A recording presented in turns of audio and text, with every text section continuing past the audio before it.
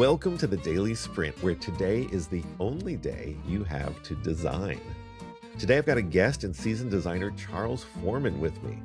We'll be kicking the tires on a few GenAI tools for the purpose of seeing whether they help, hinder, or hide critical parts of the design process. I'm Daryl Estabrook, 30 years into UX product design. Yes, that may be old, but not nearly as old as the design process itself. I'm also the founder of Designy, a platform for product designers who want to design with a Y. Find out more and get on board with the free newsletter at designy.com. That's design with a Y.com.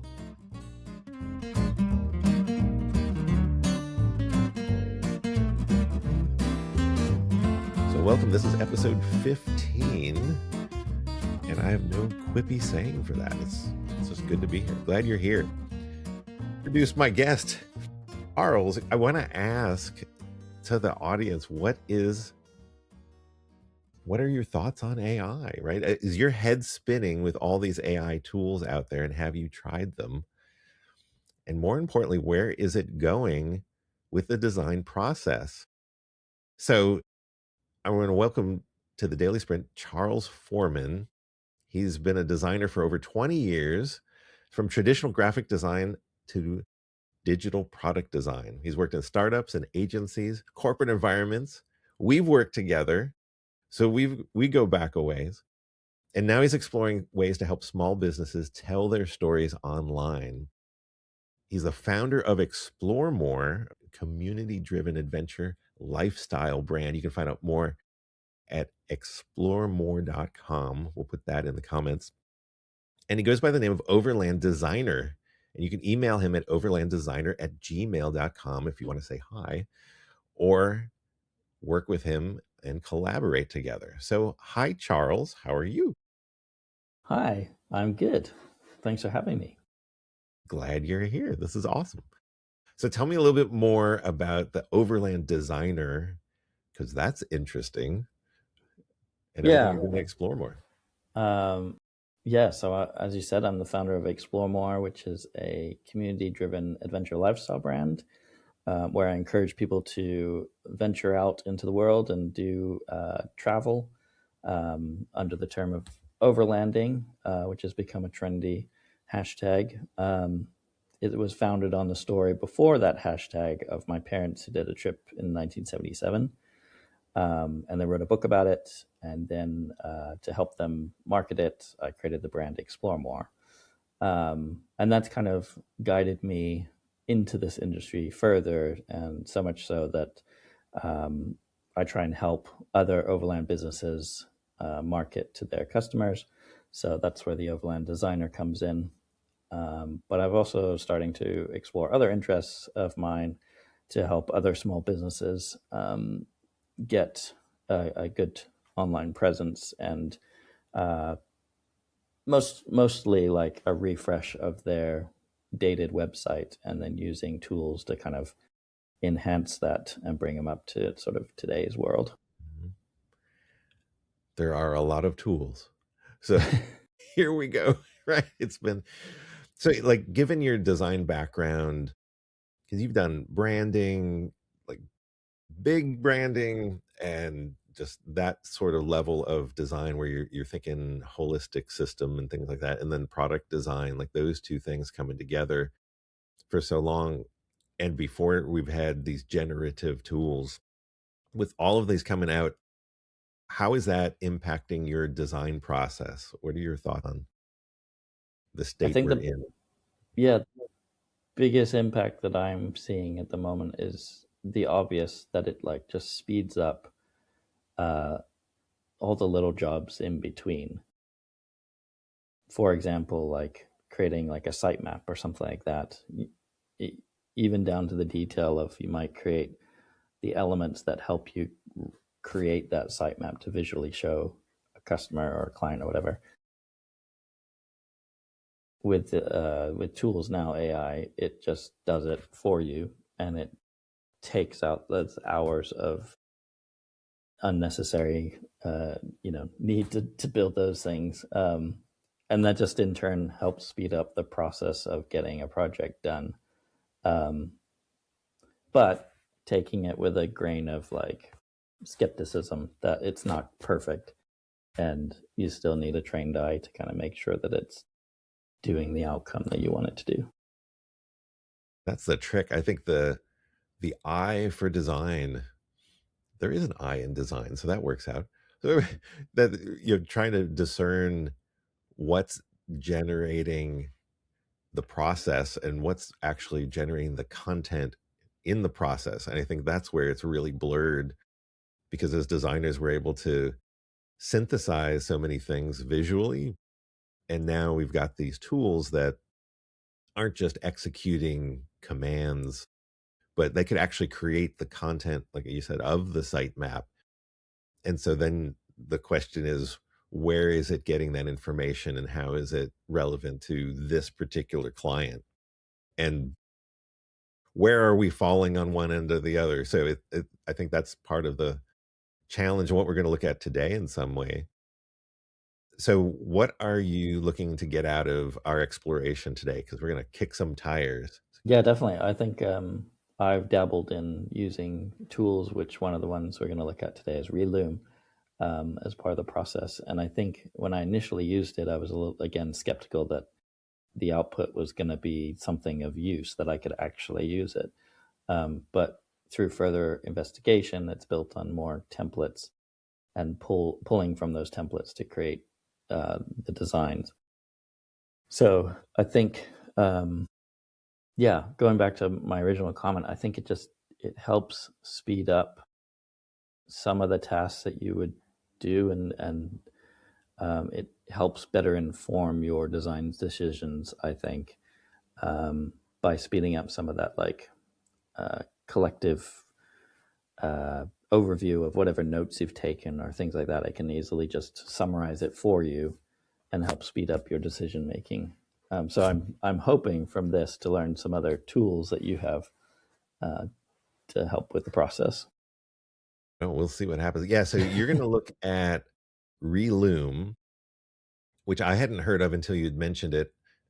So that's hey, what haven't we heard of? I mean, there's probably like an iceberg's worth of AI tools, and then Google Stitch Mm-hmm. that's come out recently, and then Claude Design, even maybe even more recently. If Yeah, I've heard time has about no bearing, I think, in this world that we're in. So yeah. I don't know what's happening.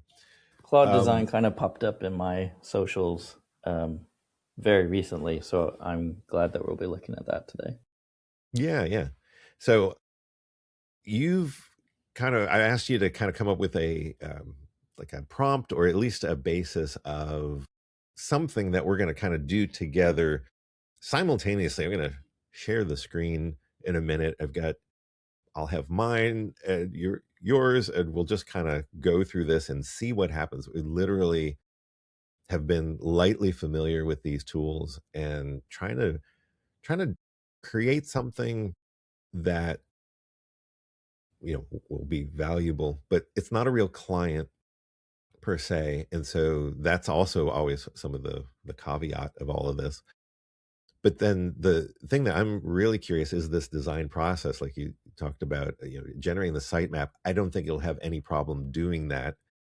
But the content that's there, the would you put this in front of a client kind of a question, and where would you tweak? Where would you have gone if you had done this manually? And where would you throw out? Like, so we'll just it's literally kicking the tires. Although I've never kicked tires. So just to be all right. So let's see.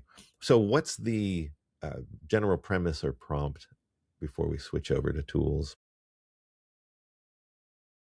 We've got it broken out into company description, which in this case it's Movement, being a cutting edge training facility based in Sydney, Australia, designed to for high performance athletes and aspiring to reach peak physical condition. And then the goals, which we've also included, are to encourage new members to join. Second to that is to drive downloads of the app. And then lastly on that is adding additional relevant notes just to make sure that whatever tool you're using is going to include specifics. So maybe we'll just see where it goes. I don't know what's going to happen, but I can also do that. Let's see what happens. So let me share. We are free forming it. Some things going on here. So your screen is on the right. This is Charles, and this is Reloom. And on the left, I've got Stitch and Claude Design. And I think so. Are you familiar with Reloom in a bit to know where to start? Yeah, I've played around with it quite a bit, and they have some really good YouTube videos that give a nice overview. But essentially, as you can see at the top, it takes you from putting in a description for the project, and then it will populate a sitemap for you, and then you go across the top tabs to continue that build. So yeah, I've done it a couple times, and we'll see what happens. And in Stitch here, it's they've got a native mobile app and web. I'll just go for a mobile app. I'm going to paste in this description that you had for us. I'll also paste on my side. And I'm just going to see what happens first. So if this, even pause here. So if you had a client approach you, if Movement came to you and they're like, Charles, help us. And so, and you got this, would you have gotten this kind of description or prompt from an initial meeting, or what else would you do generally before you started creating a sitemap? Yeah, I think it's that discovery at the beginning when you meet the client and you want to download all that you can from them directly, understanding what their goals are, what their brand message is, what they're aiming to achieve with any new website refresh. Because a lot of them already have a site presence, they've got content, they've got stuff, but it may not be serving them the best way they can, both like design aesthetically, like it doesn't represent their brand as much as it could for the service that they provide, and also equally for like cafe example or something, the information that's important for search engines and things like that of opening times and menu items and contact details, are also important to highlight further up on the site. So I would make sure that I got those details from them in order to populate this. So this will be interesting because in one sense, we haven't had that conversation, right? So we don't have all those details. We can assume that we do, but in one sense, this is might be the interface of some of these small business owners trying to do, trying to use AI to create their own site. Like, hey, I want to refresh it, so they're just going to go in and type pretty much what you said, right? What we've got here. Okay, so interesting. Yeah, I just want to see where you go. So launch. I'll see what happens here in Stitch. And maybe I'll hop on over to Claude, set that up here.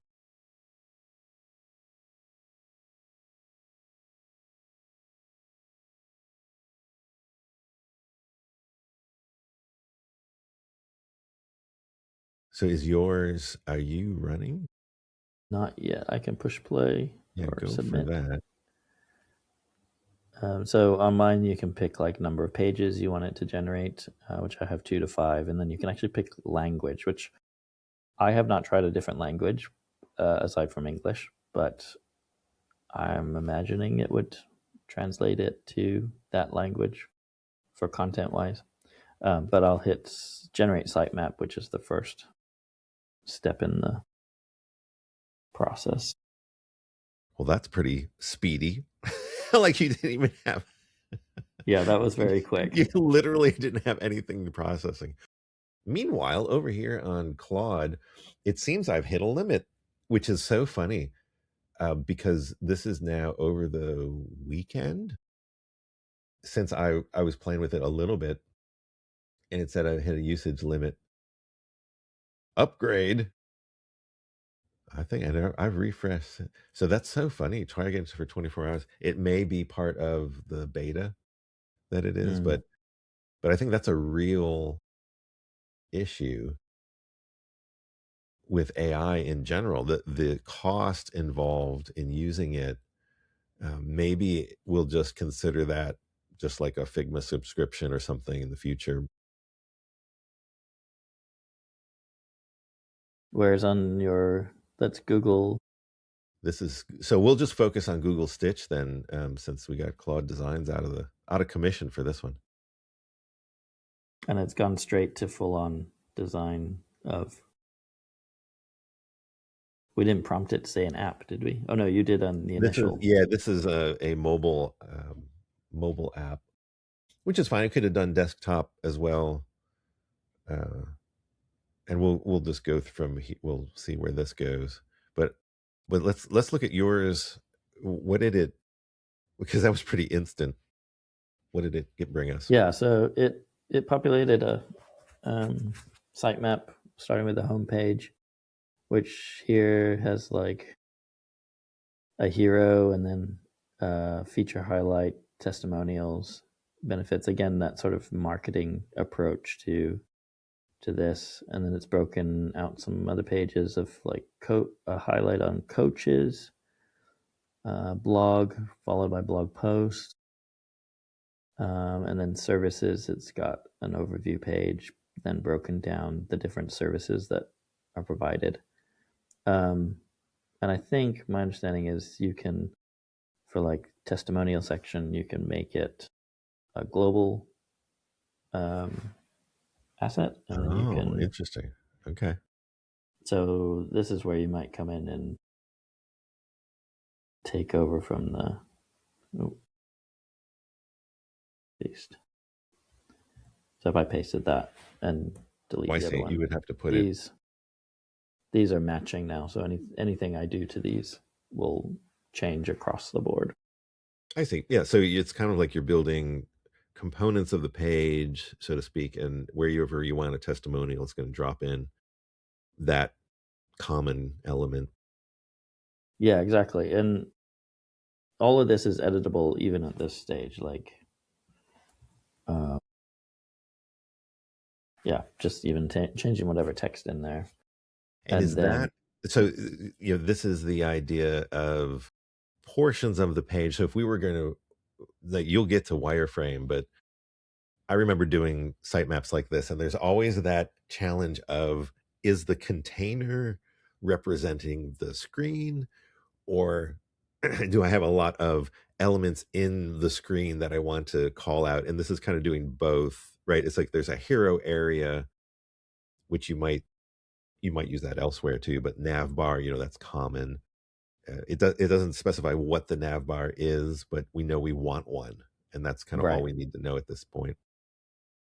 Yeah. And the part that I was saying about like speeding up the process, I think just part of the process of site mapping is like the annoying busy work of like making all these like visual boxes with the text in, and it helps just take away that task, and then you can quickly focus on the actual sitemap itself, if that makes sense. I just find these tools now just speed up that busy annoying work that you would have to do manually before. So the funny thing is, what a lot of times what we've talked about in the daily sprint and designing is, the purpose driving the design, and what are your design decisions. And so AI has made a number of design decisions, and here they are, right? We're looking at them, and there's nothing about this. I mean, we haven't even looked at everything else, but I would assume there's really nothing about this that is going to be egregiously wrong, probably. But we don't have necessarily any depth yet. I think we'll get into that content, but we don't know how it made these decisions or why these are there.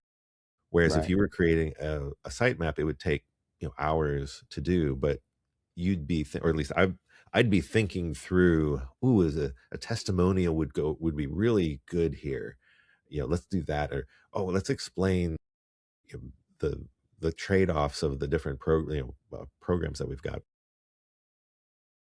So what do you think about that? Like, this has been like, this is presented as an artifact, but, none of the you have to almost you'd have to go through this and validate, is everything there that you'd want it there? But does it push you to think of other things that aren't there? I guess maybe that's like you don't know what's off the table. It's just put Yeah, everything on the table and it makes sense. So let's just move on to the next section, kind of a thing.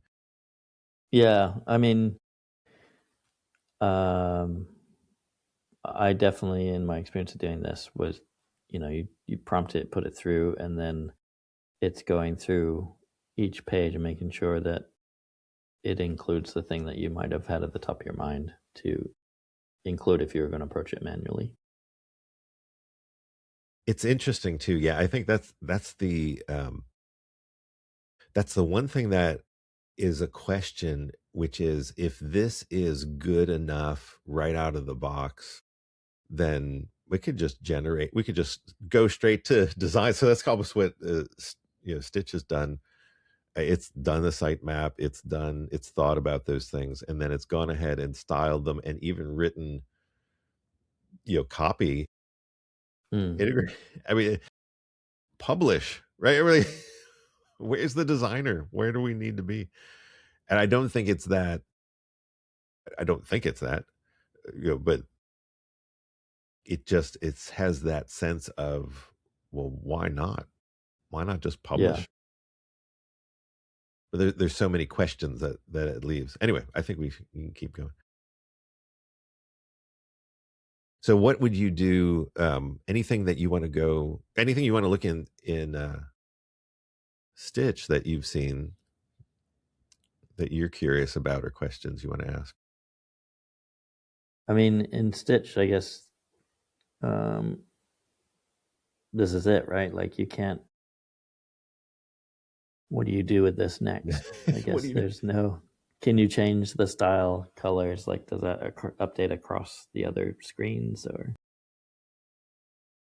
That's a good question. So it says it all looks like view it? design Is it Apex flat? Mint design system. So it's come up with its own little. What would you like to create? So it's funny. So Move Mint, it came up with like mint as a color. Um, but what if I um, change the primary to an electric blue?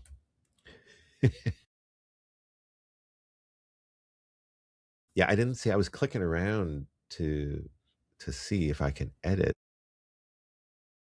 There's Yeah, are those like modify. are those flat image? Oh, modify. Okay, maybe. See if I okay. So here's the thing. So There you I've go. got it. It's off spinning something, um, but I clicked modify. There you go. Actually, let me go. I'll go orange to see if what it's doing. Now it changed secondary. See what is it doing here with the other colors? Okay, so it's literally all except for the I guess the neutral still neutral, but it's playing around as I change like the blue. It's secondary and tertiary are changing kind of as design as color theory principles because it's complementary. Is that because you're adjusting? Is that called seed color at the top? Yeah, Yeah. color, and then I see. So it can go vibrant, expressive. I wouldn't call that expressive, but I don't know. Everyone's terminology. Okay. Now, the question is, and I saw this before. Yeah, so I just this was made its another first one. generation. Yeah, it's doing something down here, Apex Electric, and then it's going to generate some more. So it's off running to do its thing. Whereas here, did it revert? Did I not commit to this? Let me just change this to, I'm going to go orange just for fun. Save and apply. No, there it goes. It's it's waving. Meanwhile, Or do you maybe, want to see what the wireframe one does? yeah, go for that, and we'll let this cook.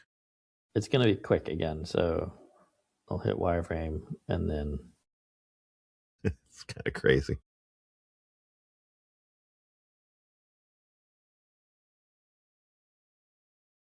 now again, like in my further research, I realized that what it is populating here is pulling from pre-designed templates. So you're not getting just random designs. They're like built for further down the process, but it does it fairly quickly. The resolution's amazing just to see it writing. So yeah, yeah, it's taking components that exist. So it's not just inventing stars. It's not just inventing, weird configurations of images and text and headlines. It's actually taking, oh, this is a hero image, like a component type of thing, and then it's Exactly. So like here, I have these controls where I can change the header style and it changes it.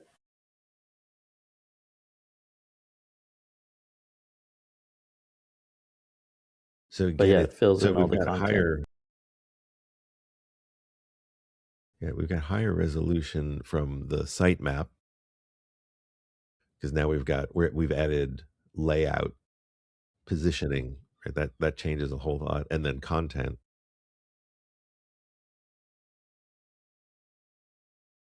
Now, And then, again, it's fascinating. So, just even reflecting on what we've seen so far, again, it's not a real client, so it's very easy to abstract that this is great because it is like what I would have made all those choices too, so to speak. And you've got all these pre-made templates, but where does it? Is it from a marketing website perspective? Is this good enough? Is this where, like, is there really no other refinement necessary? Like, meet the coaches. You've got an image, you'll have a headshot, probably. You've got the name, description, socials. Is there any need to explore more? Huh. And, in what it means to meet the coaches? You've yeah, got other templates, but there are other templates, but yeah, I mean, they all equally do the job, I guess. yeah.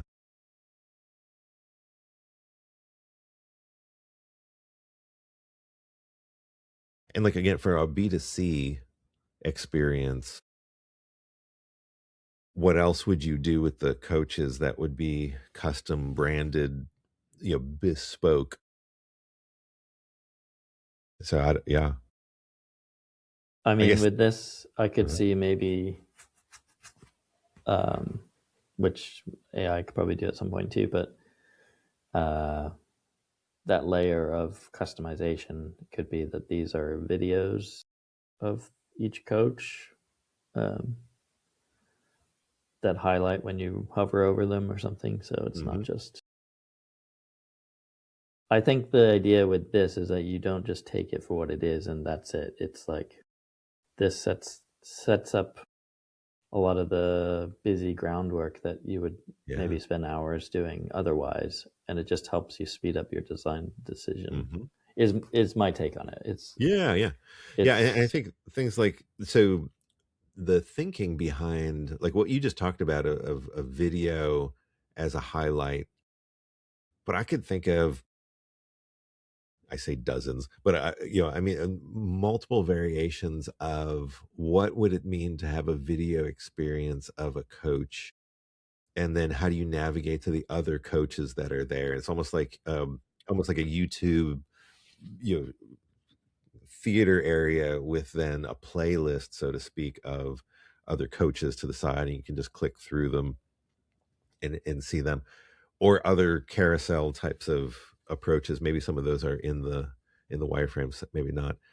But the thing that it kind of gives me pause. Is I don't know if I would want to explore that here. Like it takes extra effort to do that, and you'd have to break out of this mode, which is part of why I think Figma is excellent. It's a totally free form, and you can move stuff around, you can get messy, you can overlap elements the way they're not supposed to be overlapped. Whereas when you've got a structure thing, you're locked into the channel. But I don't know, but again, like what you're saying, to get the busy work done, I mean, there's nothing wrong with that coaches section, and pretty much I would say almost any of these are all very valid. There's nothing egregiously wrong, right, design-wise. Yeah, and I think that they're most powerfully a conversation starter. If you're sitting with your client, you'd be like, okay, and then we'll have a section about about your coaches, and it could possibly look like this, but it just represents here's a space for this content. Now we can layer on additional stuff. That's also interesting too. Like, so having conversation with the client on the coaches, the way that I've approached it in the past is multiple artboards, side by side. Like, okay, so great, we've got the sitemap, we've got all this stuff, but we really want to focus in on coaches for this conversation because there's so much to talk about. Let's focus on this one area, and now let's show here are a few different ways to do it. And it's not just because there are ways to do it. It goes back to purpose, right? If the client is like, our coaches are the heart of our business, and we want to make the most personal connection we can with them. Well, now that video approach is even more appealing. And then it's like, okay, so let's just assume it's video. Now, how many ways can we present video in an engaging and a way that you could quickly find a person that you're interested in engaging? And I would want to show those variations side by side and explore Mm-hmm. them. That's kind of we're getting into collaborative purpose discussions through design that way. And so that would be interesting to see how this tool, I wonder if, uh, how deep that conversation goes if we're able to leverage these tools to have to continue having that. I think there's a lot of value in that with non-designers. Mm-hmm. Otherwise, they'll just pick a template and go with it, and that's not what you're not trying to do that. You're trying to guide them through the most effective solution. Great. Meanwhile, in Google, it looks like some colors were updated, but not. Yeah, isn't this fascinating? So this is my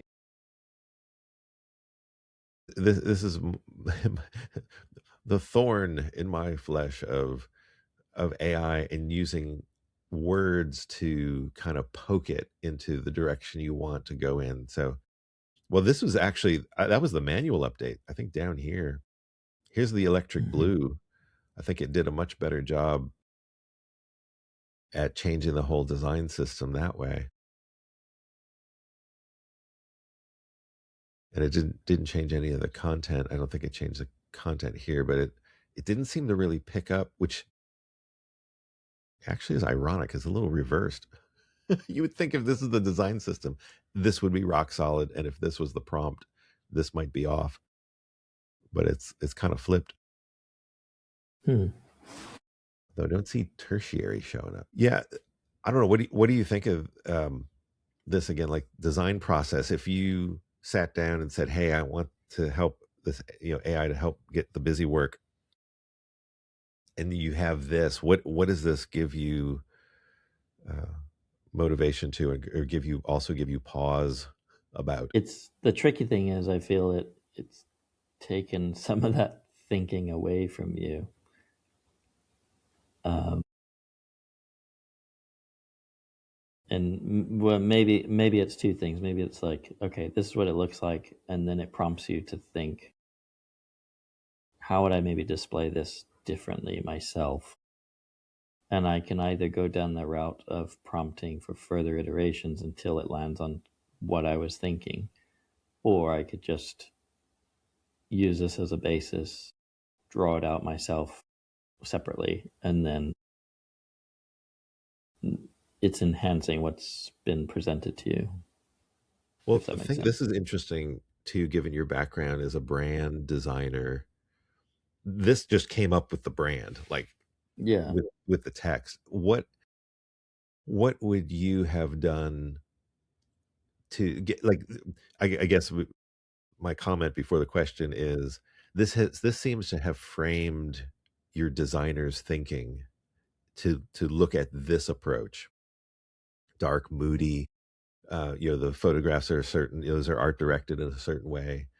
Typography, like every single element that's here is here for a purpose or should be, and that's already been thought for you. But as a brand designer, when you like your prompt is movement, and then right that's the name of the company because that's incorporated that way, and that's what you got to work with. And then you've got the kind of maybe the prompt that you had, like here's our background, here's what we're trying to do. How would you have gotten to here? Like would this have been where you landed, and would you have only done one direction? No, I don't think so. And I think one bit that's missing is, competitor analysis, seeing what else is out there.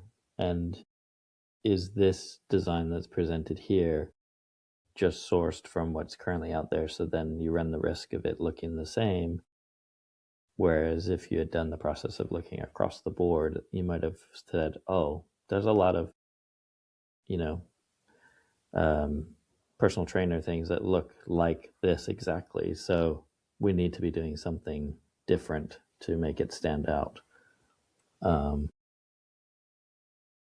Well, what about like mood boards and like yeah. those tools that we would use? I mean, I didn't do brand design. I had dabbled probably comparatively, but in all those marketing websites in years past, we would still do mood boards because this is a mood. But like the art direction of the photography, like that would be a whole section. Hmm. And again, some of that would come from your initial conversations with the client. Like, what are you wanting to, what kind of look and feel are you looking for? Um, and yeah, that would help you make those mood boards that then build out to those concepts. It's kind of funny too because the in this idea of the agents and AI, like all those terms are thrown around, but if a prompt, if really all it really means is I put in a prompt and I set it off on a task and I get a result, and you can scale that up and you've got agents, right? And whatever. Hmm. But the idea of the photography agent, right, and the typography agent, and it's almost like you would need to go down each one of those, the competitive analysis agent, and then bring those back together. And the one thing that I before it was kind of impossible with Photoshop way back, but then as these vector tools came up and it was kind of cheap to keep stuff, you didn't have to throw it away, your computer could handle it. I would always keep everything that I ever Hmm. discovered or did. And there's a lot of flack about that, like, "How messy is your Figma file?" No, no. Show your work. Like, I can go back and have a client conversation almost at any point in the project and say, "See, this is we discarded this idea because of this reason, or this is how we got to this idea." And again, like you're saying, the competitive analysis, we don't see that here. That would be awesome to Hmm. then say, "Oh, I see. Wow, these are distinctly different." Yeah, we wanna pivot that way. But it's interesting, yeah. So this is kind of more one shot on the Google side. So let's see what you've got because you've been going. Your Realum's been really taking us down step at a time, and you Yes. can, like you said, you can edit all these different things. So yeah, you can edit anything here, changing the section, what type of style you want it to be.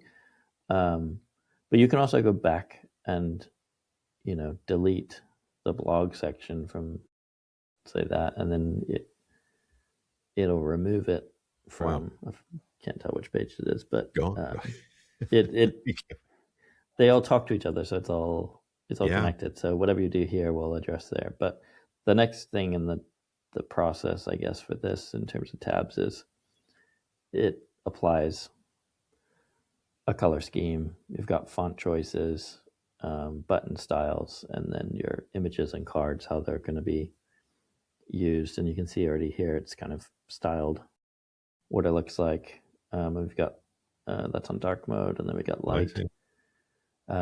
But all of these, like you can, take away colors, Yeah, I was change gonna say, this, go ahead, add some, let's see what happens. make it more What would mint. you now we're putting you on the spot here.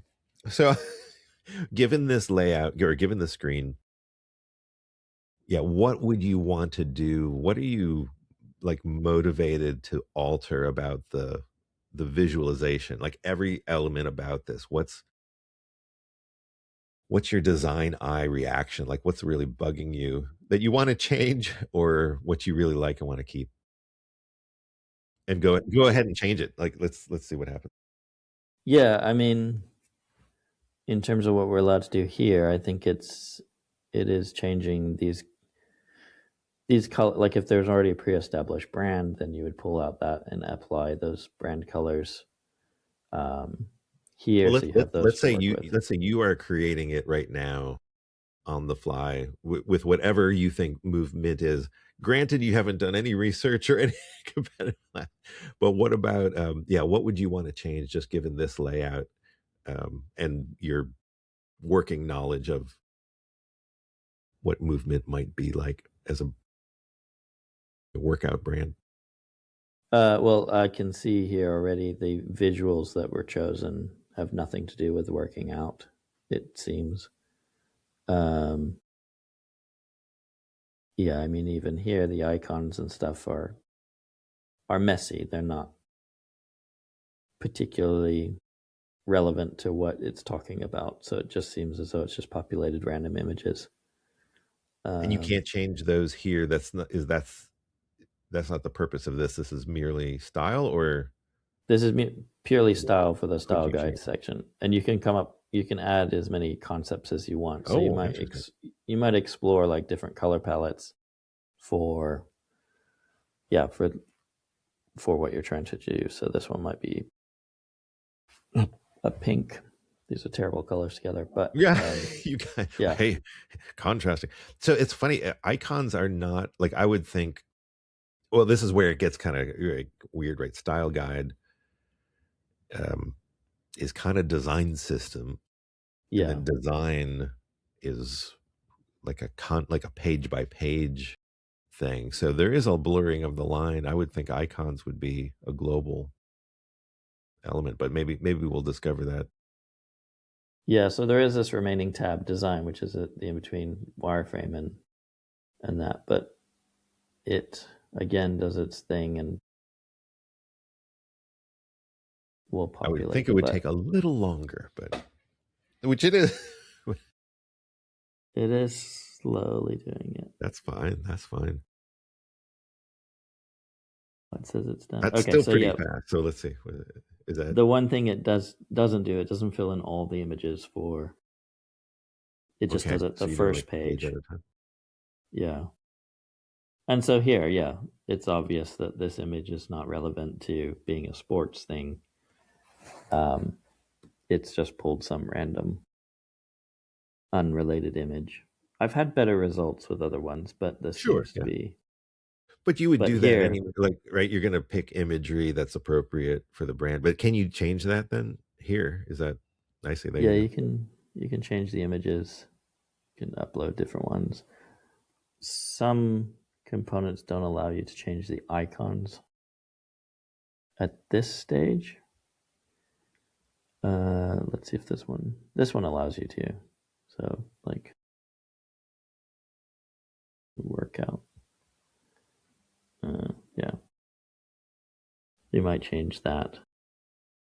What does that say? Elite.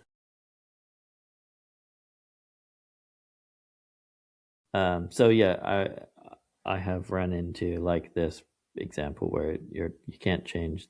You can, I think you can delete it, but you can't change the icon for this for some reason. Um, but in my experience, like this is, if you've populated this with appropriate images, adjusted the copy, I feel as though this is, again, a good conversation starter with the client to be like, this is what a restructure of your website, a fresh approach could look like. And then the final step is being able to export to Figma Or or Webflow directly, yeah. Webflow directly. And again, in my research, it's everything's built off of shared components across Figma and Webflow. So you're again you're not ending up with a messy output. Um, but I would see it as the next step from this is you take it into maybe Figma and apply again that layer of customization and personalization before, you know, taking it to Webflow or something to actually have it made into an actual website. Yeah, that's fascinating. That, of course, is the other part, and where I think that AI is most useful in design is design ops, managing the design system and generating the design system and those components and kind of that interplay. There's a lot there that doesn't need to be reworked. But the creativity, the act of editing um, and creating, that's what's just a big question mark. My impression by looking at these side by side, one is for a predetermined process, like it helps you go through a process, whereas the other one's kind of a here's a result of what you inputted, and now how do we use that? Uh-huh.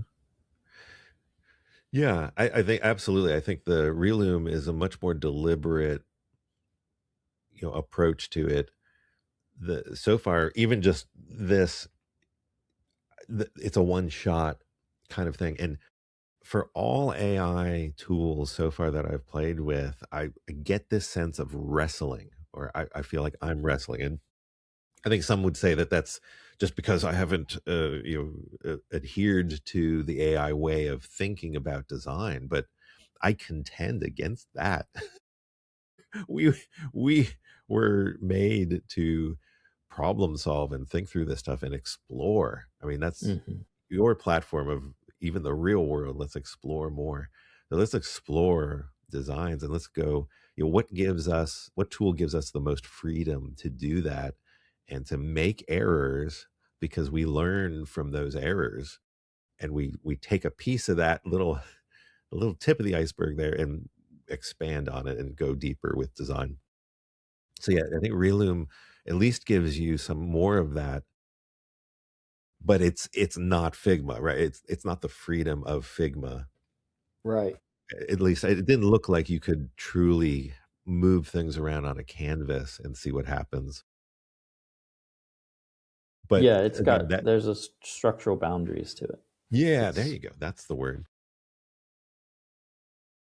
And it would be interesting too to see, as you work through this, what it means to flip over to Figma, play around with it, and if you can bring it back in, what it does with that.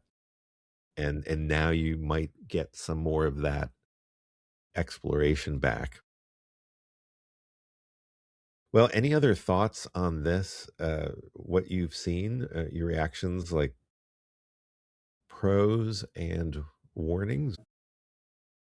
I'm probably biased with presenting the Relim side, but it's like Yeah. I think going back to my initial thought with when I played with Relim initially, it kind of felt like the Google side where it's just a bit messy, random output. But now looking at Relim closer and knowing it's built on a bit more structure, I feel more confident in using it for my design process than struggling with getting the right prompt and tell, no, I didn't mean that, I meant this. And how much time are we going to be wasting like prompting something that's much easier to just do yourself? just get it, get it done. Yeah, like in the example with the Google there, like we changed the color scheme and it seemed like it changed on a few things, but not really. Like like the green is still around, even though that's not anywhere in that palette. Yeah, and again, this is interesting, the B2C and then B2B. I think there's such a huge divide between those two. Both of these tools seem very appropriate for B2C work. Yeah. And I would say movement, but Reloom is a much more serious tool, because of the ability to adjust things, Mm-hmm. and manage it. But we're talking a workflow. I was optimistic at the beginning that I'd be able to have a workout app, and maybe that's the thing I need to prompt afterwards and see where that goes. Of the actual, I've got some tasks I need to perform, and how Mm-hmm. do those tasks overlap? Like in a business situation, there's a lot of criticality and a lot of detail that comes with choosing which buttons and tables and charts and ways we configure those things. I'm sure there would be a Reloom equivalent eventually, but uh, this is a similar divide that we've seen in a lot of design systems to date. They're very marketing oriented versus productivity oriented, and they Right. literally have different needs. But where this lives seems like it's pretty solid, in that direction. Mm-hmm. Did we do it? I think Did we so. figure it all out?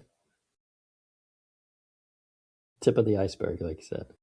Tip of the iceberg. Well, thanks for joining.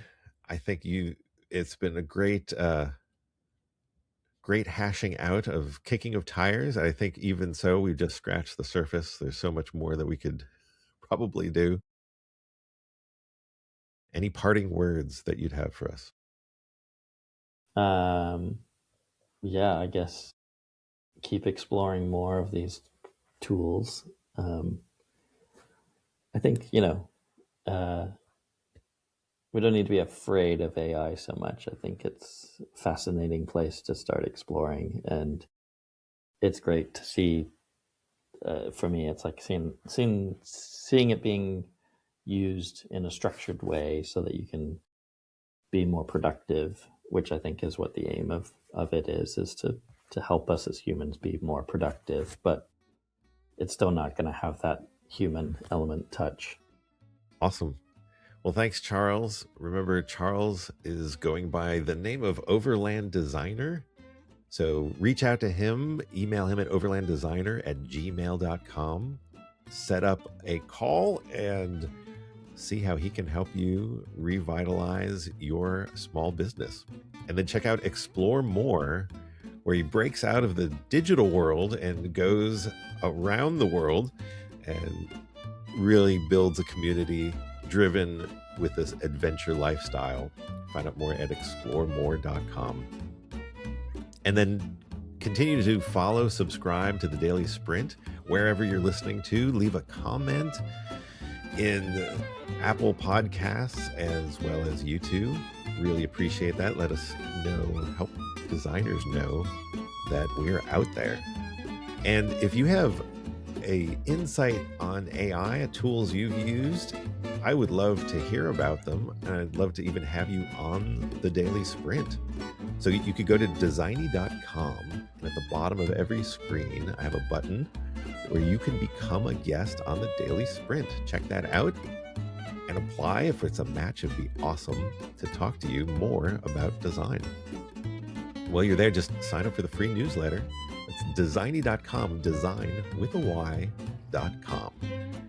Thanks for listening to the Daily Sprint. And remember, today is a great day to design with a Y. See you next time.